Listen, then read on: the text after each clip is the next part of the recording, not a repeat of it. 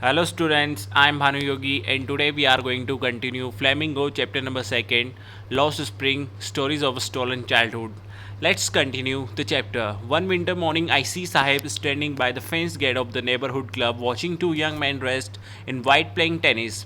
एक सर्दी की सुबह मैंने देखा यानी अनीश जंग ने देखा जो साहिब था वो पास के पड़ोस के एक क्लब के पास पीछे वाले गेट के यहाँ पे खड़ा हुआ था। अब वो दो आदमियों को जिन्होंने सफ़ेद ड्रेस यानी वाइट ड्रेस पहनी हुई थी उनको वो टेनिस खेलते हुए देख रहा था। आई लाइक द गेम ही हम उसने बोला कि उसको ये खेल बहुत पसंद है। Content to watch it standing behind the fence और वो बाड़ी के पीछे खड़ा हुआ था और ये जो खेल खेल रहे थे उसे देख रहा था। I go inside when no one is around जब कोई भी आसपास नहीं होता है तब वो अंदर जाता है ऐसा उसने कहा। ही एडमिट्स उसने स्वीकारा the gatekeeper lets me use the swing और जो गेट कीपर जो चौकीदार होता है वो मुझे स्विंग करने देता है। Next paragraph Saheb too is wearing tennis shoes that look strange over his discoloured shirt and shorts. Sahib ने भी टेनिस के शूज पहने हुए थे, जूते पहने हुए थे, लेकिन वो उसकी जो शर्ट थी डिस्कलर्ड यानी कि जो गंदी सी जो शर्ट थी और शॉर्ट्स थे उस पर एकदम अजीब से वो दिखाई दे रहे थे। Someone gave them to me. अब साहिब ने कहा कि वो जूते उसको किसी ने दिए थे। He says in a manner of an explanation उसने व्याख्या करते हुए एकदम पूरी डिटेल में बताते हुए कहा the fact that they are discarded shoes of some rich boy who perhaps refuse to wear them because of a hole in one of them. अब ये एक अमीर आदमी के बच्चे के जूते थे। उस बच्चे ने उस लड़के ने इसलिए इनको छोड़ दिया क्योंकि इनमें से एक जूते में छेद होने के कारण उसने पहनने से मना कर दिया था। For one who has walked barefoot even shoes with a hole is a dream come true. लेकिन अब जिसके पास जो नंगे पैर चलता है उसके पास जूते नहीं होते, लेकिन एक छेद वाला जूता भी उसके सपने पूरे होने के बराबर ही था। Now but the game he is watching so intently is out of his reach. लेकिन जो खेल वो देख रहा था, इतने ध्यान से देख रहा था, वो उसके पहुँच से बहुत बाहर था। This morning Saheb's on his way to milk booth in his hand is a steel canister. अब एक सुबह साहिब दूध की दुकान के रास्ते पर था, उसके हाथ में एक स्टील का कैनिस्टर था। I now work in a tea stall down the road he says pointing in the distance. उसने थोड़ी दूर में इशारा करते हुए कहा कि ये जो सड़क के नीचे एक चाय की दुकान है वो वहाँ पर काम करता है। I am paid 800 rupees and all my meals. अब उसे 800 रुपये और पूरे दिन का भोजन दिया जाता है। Does he like the job, क्या उसे वो कार्य करना पसंद था। आई आस्क हिज फेस, उसने पूछा और देखा his face I see has lost the carefree look कि उसके जो चेहरे पे एकदम बेपरवाह होने का जो झलक था वो एकदम से वो खो चुका था। The steel canister seems heavier than the plastic bag he would carry so lightly our his shoulder. अब जो स्टील का जो कैनिस्टर था उस प्लास्टिक का जो प्लास्टिक का उसके पास थैला था जिसमें वो गार्बेज जो कचरा कलेक्ट करता था वो इतनी आसानी से कंधे पर उठाए रखता था और वो भारी प्रतीत होता है। यह थैला उसका था, यानी जो पहले उसके पास बैग था वो उसका खुद का था, लेकिन जो कैनिस्टर है स्टील का कैनिस्टर वो उस आदमी का है जो चाय की दुकान का मालिक है। The bag was is the canister belongs to the man who owns the tea shop. यानी वो जो कैनिस्टर था वो अब उस आदमी का था जो चाय की दुकान का मालिक था। Saheb is no longer his own master. अब साहेब अपना स्वयं का अपनी मर्जी का मालिक नहीं रहा था। Now I want to drive a car. मैं एक कार चलाना चाहता हूँ। Mukesh insist on being his own master. I will be a motor mechanic he announces. अब यहाँ पर मुकेश अपनी मर्ज़ी का मालिक बनने का एकदम हट करता है। वो चाहता है कि वो अपने मर्ज़ी का मालिक बने और उसने बोला कि वो एक मोटर मिस्त्री, एक मोटर मैकेनिक बनेगा। वो ऐसा बोलता है। Do you know anything about cars, I ask. अब अनीश जंग ने पूछा कि तुम कारों के बारे में कुछ जानते हो। Then I will learn to drive a car he answers. उसने जवाब दिया कि वो जल्दी ही एक कार चलाना सीख जाएगा। लुकिंग स्ट्रेट इनटू माई आइज़, उसकी आंखों में देखते हुए उसने ऐसा आंसर दिया, ऐसा रिप्लाई किया। His dream looms like a mirage amidst the dust of streets that fill his town Firozabad. अब उसका जो ये सपना था फिरोजाबाद, जो अपनी ही जो चूड़ियों के लिए बहुत ज़्यादा फेमस था, उसकी गलियों में धूल में ये उसका सपना एकदम से प्रतीत हो रहा था. And that feels is town Firozabad famous for its Bengal. और जो फिरोजाबाद था वो चूड़ियों के लिए बहुत ज़्यादा प्रसिद्ध था. Every other family in Firozabad is engage in making bangles. अब फिरोजाबाद में ये चीज़ देखने को मिल सकती थी कि वहाँ पर हर दूसरा परिवार चूड़ियाँ बनाने के कार्य में लगा हुआ है. And it is the center of India's glass blowing industry, where families have spent generations working around furnaces, welding glass, making bangles for all the women in the land it seems. और वहाँ पर ये देखने को मिल सकता था कि फिरोज़ाबाद में हर दूसरा परिवार चूड़ियाँ बनाने के कार्य में लगा हुआ है.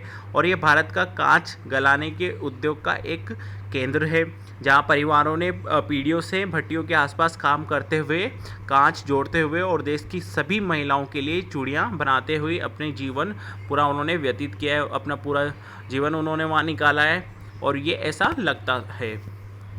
Now Mukesh family is among them. Mukesh का जो परिवार था उनमें से एक था. None of them know that it is illegal for children like him to work in the glass furnace with the high temperatures in dingy cells without air and light. अब वहाँ पर जो उनमें से कोई भी ये नहीं जानता था कि उस जैसे बच्चों के लिए ऊंचे तापमान पर कांच की भट्टियों में हवा और रोशनी के बिना अंधेरी जगह में कार्य करना कितना गैरकानूनी था. उनमें से कोई भी वहाँ पर नहीं जानता था कि ये चीज़ जो ये लोग कर रहे हैं, ये जो वर्क जो कर रहे हैं, कितना गैरकानूनी है. That the law, if enforced, could get him and all those 20,000 children out of the hot furnaces where they slog their daylight hours, often losing the brightness of their eyes. और वहाँ पर कानून को एक्टिव किया जाए, थोड़ा सा क्रियान्वित किया जाए, तो वहाँ पर जो भी 20,000 यानी 20,000 जो बच्चे हैं उनको जो गर्म भट्टियों से बाहर निकाला जा सकता था, जहाँ पे वे प्रतिदिन अपने दिन की रोशनी के घंटे यानी बहुत ज़्यादा टाइम वहाँ पे स्पेंड करते थे. और ऐसे उनकी आंखों की जो चमक है वो बहुत जल्दी वो लोग खो देते थे. Mukesh eyes beam as he volunteers to take me home, which he proudly says is being rebuilt. और अब मुकेश की आंखें भी चमक उठती है और वो बोलता है कि वो उसे घर ले जाना चाहता है, जो कि अभी वापस से बनाया गया यानी रीबिल्ड किया गया है. Now we walk down stinking lanes choked with garbage past homes that remain halls with crumbling walls, wobbly doors, no windows, crowded with families of human and animal coexisting in a primeval state.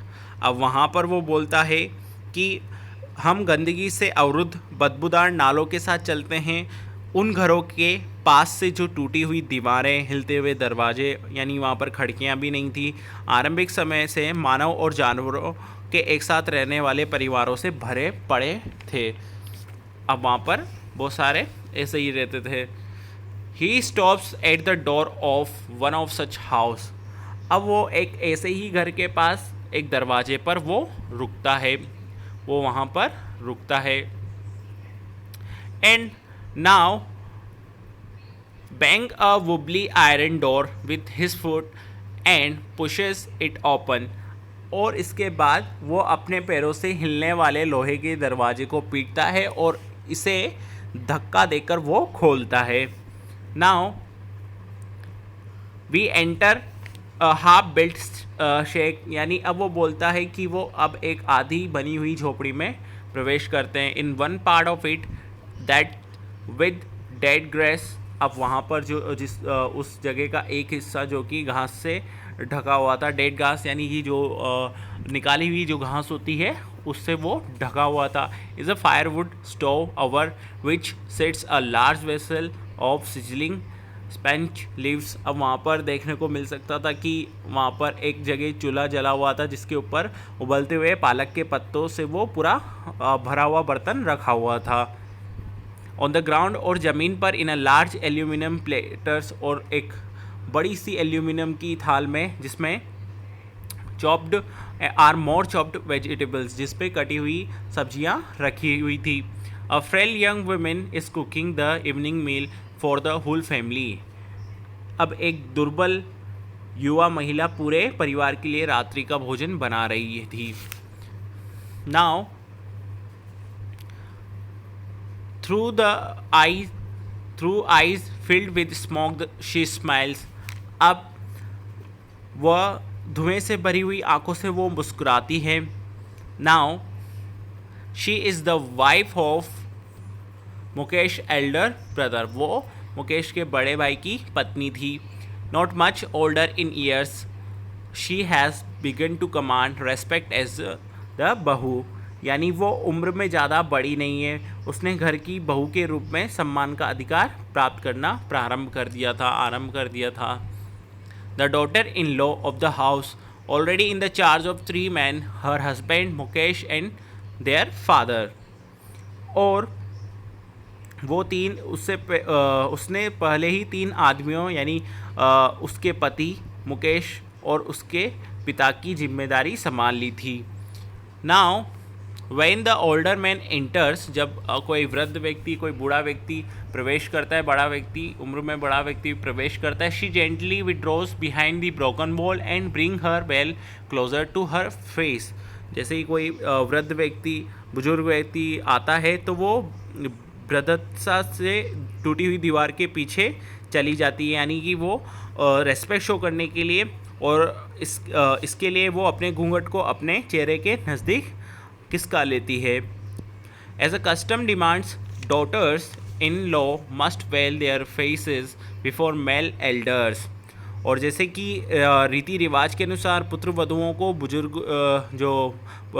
व्यक्ति होते उनके सामने अपना चेहरा घूंघट से ढक लेना चाहिए। In this case the Elder is an impoverished bangle maker. In the case, the elder is an impoverished bangle maker. और इस मामले में जो बुजुर्ग एक चूड़ी बनाने वाला है।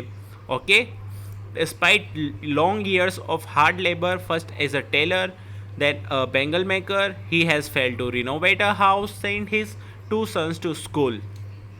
यानी पहले वो जॉब चूड़ी बनाने वाला है, वर्षों की कड़ी मेहनत करने के बावजूद पहले एक दर्जी के रूप में, फिर एक चूड़ी बनाने वाले के रूप में, वह अपने घर का दोबारा निर्माण करने में, अपने दोनों बच्चों को स्कूल भेजने में बिल्कुल असफल हो चुका था। यानी वो दोनों ही चीज़ नहीं कर पाया था। All he has managed to do is teach them what he knows the art of making bangles. अब जो भी चीज़ वो जानता था, जो भी चीज़ उसे आती थी, वो वही सिखा पाया, यानी कि चूड़ियाँ बनाने की कला। इट इज़ हिज कर्म his destiny says Mukesh grand mother. अब यहाँ पर ये उसका कर्म है, उसका भाग्य, ऐसा मुकेश की जो दादी थी वो कहा करती है। Who has watched her own husband go blind with the dust from polishing the glass of bangles. अब जिसने चूड़ियों पर पॉलिश करते हुए कांच की धूल से अपने ही पति को अंधा होते हुए देखा है। Can a God given lineage ever be broken? क्या भगवान द्वारा दी गई वंश की जो परंपरा होती है वो कभी तोड़ी जा सकती है? Let's see. शी इम्प्लाइज, अब वो इस चीज़ को लागू करती है, सूचित करती है। Born in the caste of bangle makers they have seen nothing but bangles. अब वो जैसे कि उन्होंने चूड़ी बनाने वालों की जाति में जन्म लेकर उन्होंने चूड़ियों की सिवा कुछ नहीं देखा है। In the house, in the yard, in every other house, every other yard, every street in Firozabad. अब वहाँ पर उन्होंने बोला कि फिरोजाबाद के घर में, आंगन में, हर दूसरे घर में, हर दूसरे आंगन में, फिरोजाबाद की हर गली में उन्होंने यही दिखा, चूड़ियों के अलावा उन्होंने कुछ भी नहीं देखा था। Now spirals of bangles, sunny gold, paddy green, royal blue, pink, purple, every color born out of the 7 colors of the window। और वहाँ पर उन्होंने देखा कि जो चूड़ियाँ थी सूर्य जैसी, सुनहरी धान जैसी, हरी, शाही नीली, गुलाबी, बैंगनी, प्रत्येक रंग जो इंद्रधनुष के 7 रंग से बनता था उस कलर की वहाँ पर बहुत सारी चूड़ियाँ थी। लाई इन माउंट्स इन अनकेम्प्ड यार्ड्स, जो कि वहाँ पर अव्यवस्थित आंगन के मिट्टी के टीले में पड़ी हुई थी, and are piled on four-wheeled handcarts pushed by a young man along the narrow lanes of the shanty town. अब वहाँ पर उन्होंने देखा कि जो वो चूड़ियाँ वहाँ पर रखी हुई है, जो कि झोपड़ियों से युक्त कस्बे की तंग गलियों में युवा आदमियों द्वारा धकेली जाती है, and in dark hutments next to lines of flames of flickering oil lamps sit boys and girls with their fathers and mothers welding piece of colored glass into circles of bangles. और वहाँ पर देखा कि जो अंधेरी झोपड़ियों में जलते बुझते तेल के दियों की लपटों की पंक्तियों में के सामने रंगीन कांच के टुकड़ों को चूड़ियों के सांचे में जोड़ते हुए लड़के और लड़कियां अपने माता पिता के साथ बैठे हुए हैं। उनकी आंखें बाहर की रोशनी की बजाय अंधेरे में ज़्यादा व्यवस्थित हैं, यानी कि वहाँ पर ज़्यादातर डार्क होता था, काला होता था, अंधेरा होता था, इस वजह से उनकी आंखों की जो चमक होती थी वो भी चली जाती थी। Their eyes are the more adjusted to the dark than to the light outside. That is why they often end up losing their eyesight before they become adult. और एक यही बड़ा कारण होता था कि वे अक्सर एडल्ट होने से पहले ही अपनी आँखों की रोशनी खोते हुए अपनी आँखों की रोशनी खो देते थे, अपनी आँखों की जो चमक थी वो एडल्ट खो देते थे। Now